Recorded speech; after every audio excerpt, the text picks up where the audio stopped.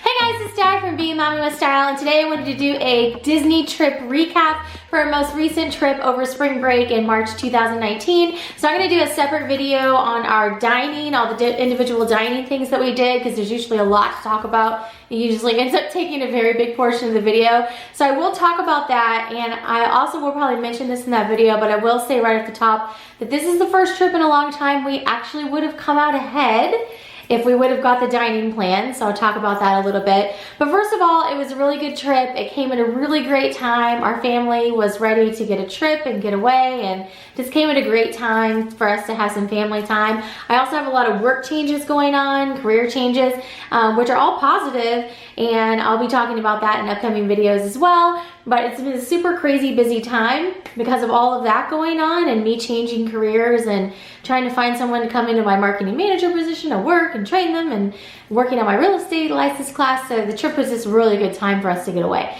So it was busy, it was spring break, and it was warm but not too hot, so that was nice. We were there, I believe, the second, third week of March, in the middle of March we were there.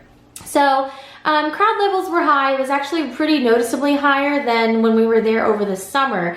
Interestingly enough, summer, I think, has become like an off-peak time because I noticed that prices were less in the summer when we were there, and also the crowds seemed noticeably less as well.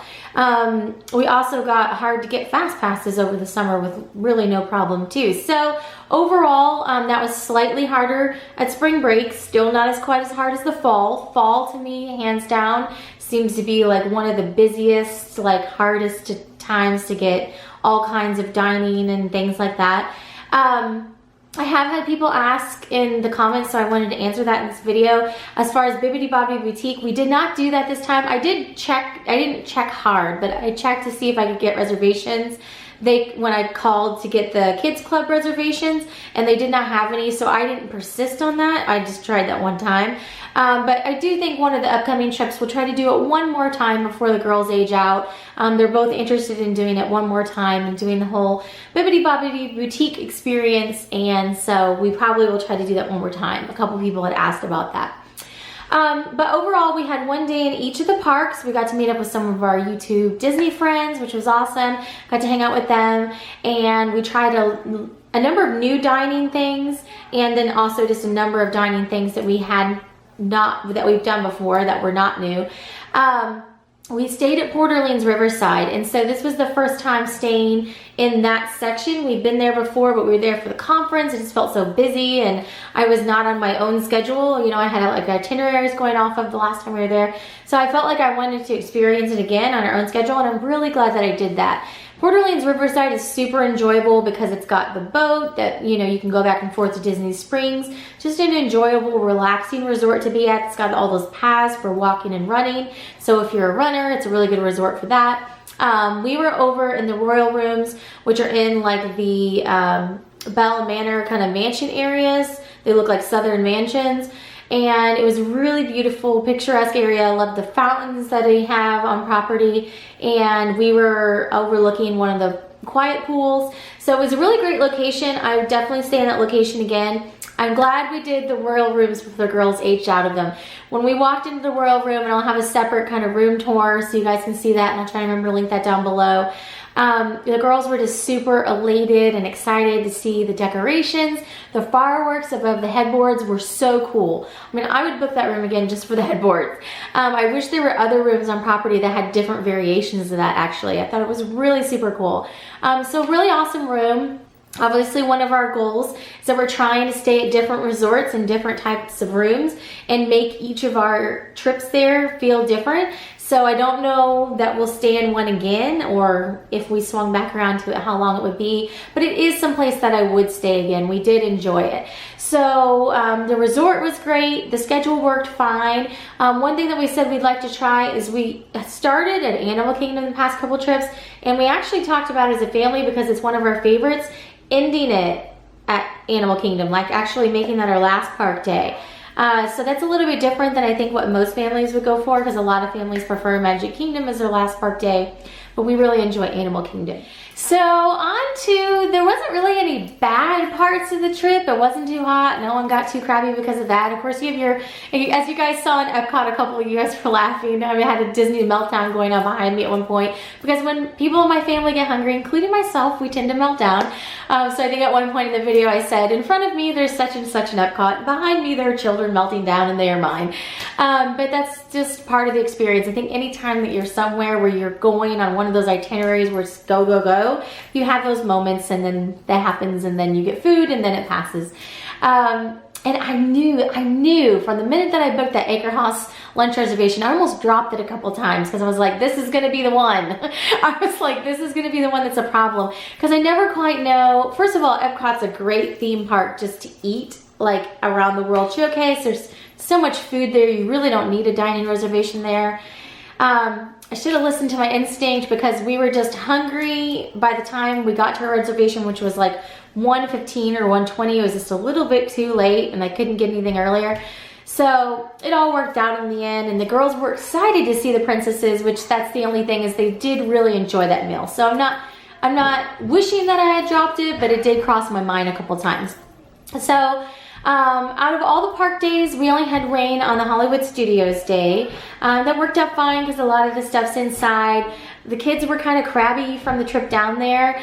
We're right on that line of, you know, driving being more convenient than flying. One thing that we did do differently this trip is we spent overnight in a hotel on the way down and on the way back.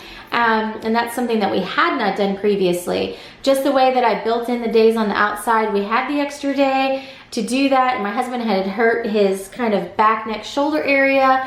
So we didn't want to kind of make it to where he was in pain sitting in the car that much. So we went ahead and drove. And he didn't hurt his thing until like a month beforehand. So I didn't know going into it that was going to be part of it. We may fly some of the future trips. I feel kind of silly because we're right on that line. It's like 10 hours.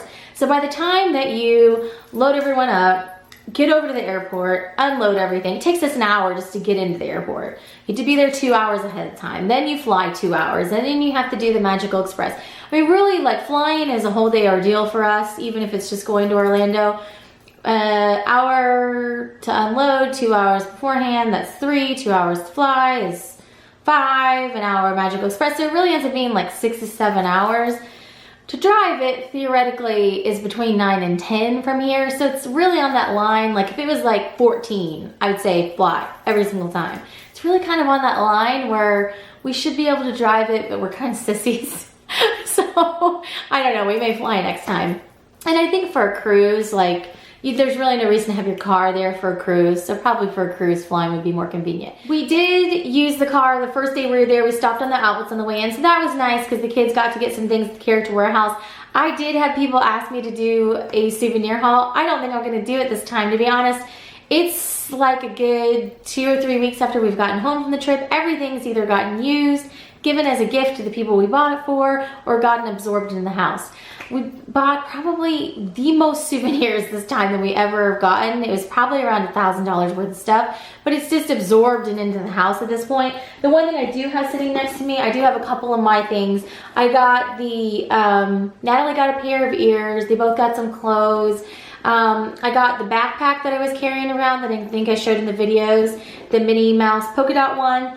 On the way in, we stopped and we got some shoes at the Nike outlet. I got this Coach purse and this wallet, which I was wanting, and it was sold out online on the Coach website, so I was glad to get that. So we got a couple non-Disney things too. And then I got this Alex and Ani bracelet, which you can see is still packaged up. I haven't used this one yet, but it's the new one with the castle and says most magical place on earth, Walt Disney World. So I'm trying to think what else we got. We got gifts to bring back for people. We brought Rice Krispie treats back, which are all gone now. We got probably about, I got both the girls sweatshirts because they had finally outgrown those 2014 sweatshirts that they had from 2014. So all told, it was probably about $1,000 worth of souvenirs and extra stuff. I mean, we all bought shoes and I got a purse, and so it, you know, adds up. So I'm going to talk about it. I know I mentioned it right at the beginning, and I'll just mention this and I'll talk about it a little bit more in depth in the dining video. We would have come out ahead this trip. This is our first trip in a long time, I could say this.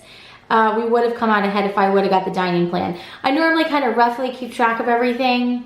We're usually right on that line. This time, because we had a couple extra dining reservations, and some of the dining reservations, the price on everything has gone up, even since the last time we were there, on general food and character dining. Meals, like the Snow White meal, were great meals, but they were almost $300 by the time it was all said and done.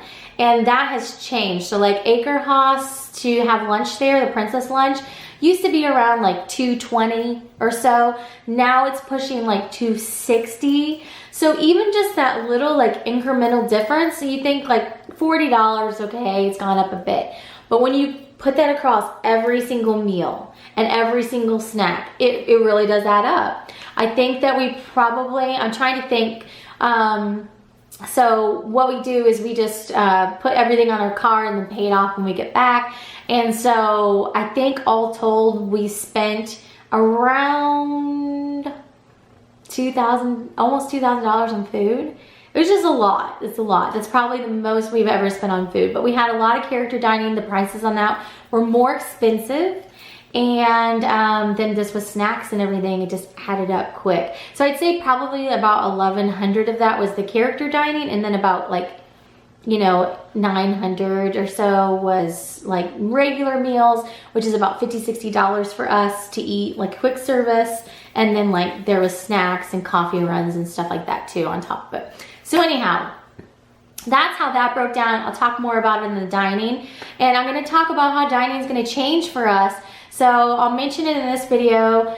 Like I said, we wanted to try different types of lodging. So I do think that we'll look at new resorts on our next trip that we haven't stayed at. I don't know if our next trip will be this year or not. I know the kids are wanting to go on a Disney cruise again. So that may be our next adventure, is a cruise.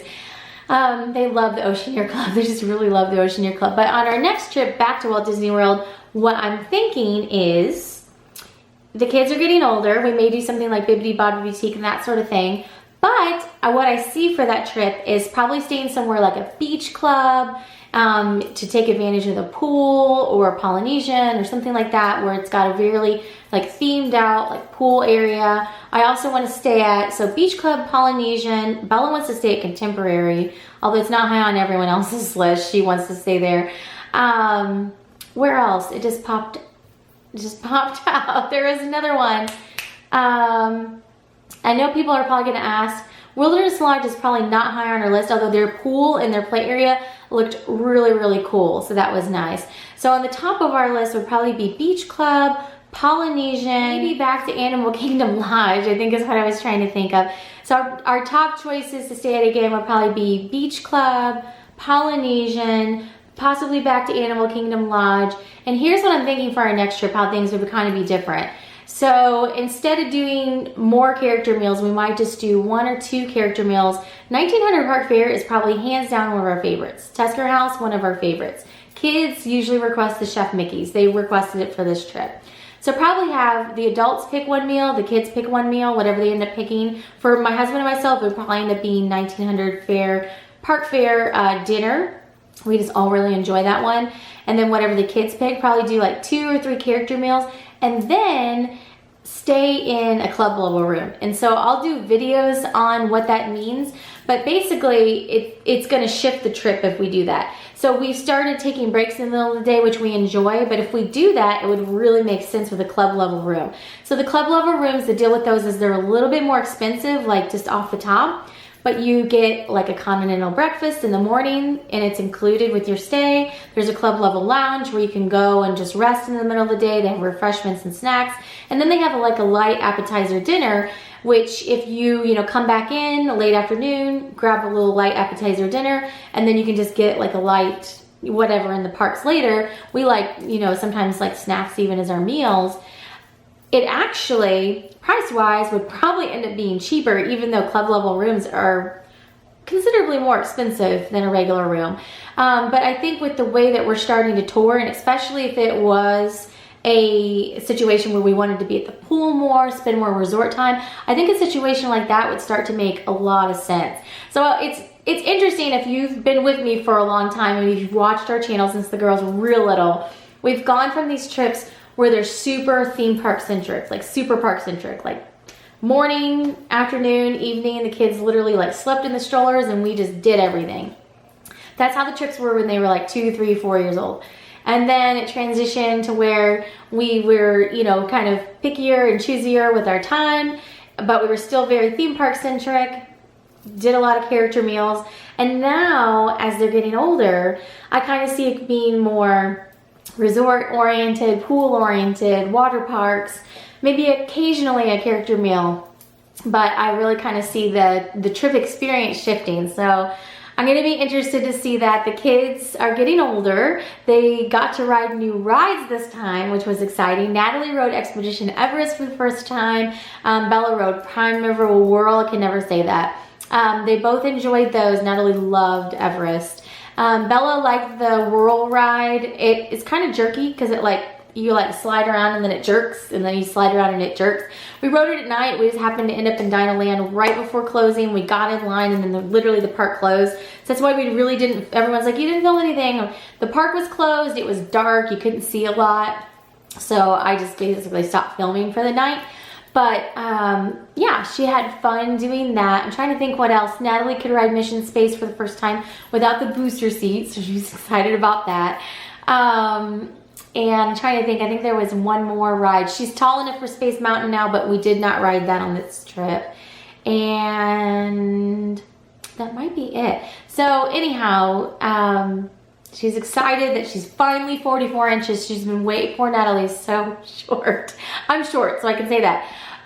But she's been waiting for hitting 44 inches for a long time. She finally made it. So it was really cool to finally be able to ride some, Flight of Passage. She rode Flight of Passage for the first time, loved it. That's one of my favorite rides. I love Soarin' and I love Flight of Passage. Probably one of my favorite rides in the parks right now. I just really enjoyed the experience of feeling like you're flying. So it's one of my favorites, and she really enjoyed riding that for the first time. So let me know if you have any questions down below. That's pretty much our trip in a nutshell. It was a good trip. You guys got to see most of it in the videos. Let me know if you want me to do any more videos, kind of tips or recaps, or any questions that you have that I might be able to toss out my opinion and answer, and I'd be happy to do those. But other than that, I'm looking forward to going into the planning phase for whatever our next Disney adventure is. And like I said, I think it'll probably end up being a cruise. I think we have 4 out of 4 people voting for cruise to do next. So that's what it looks like it'll be. And I hope you are having a great day. Thanks so much for watching, and I will see you in another video very soon.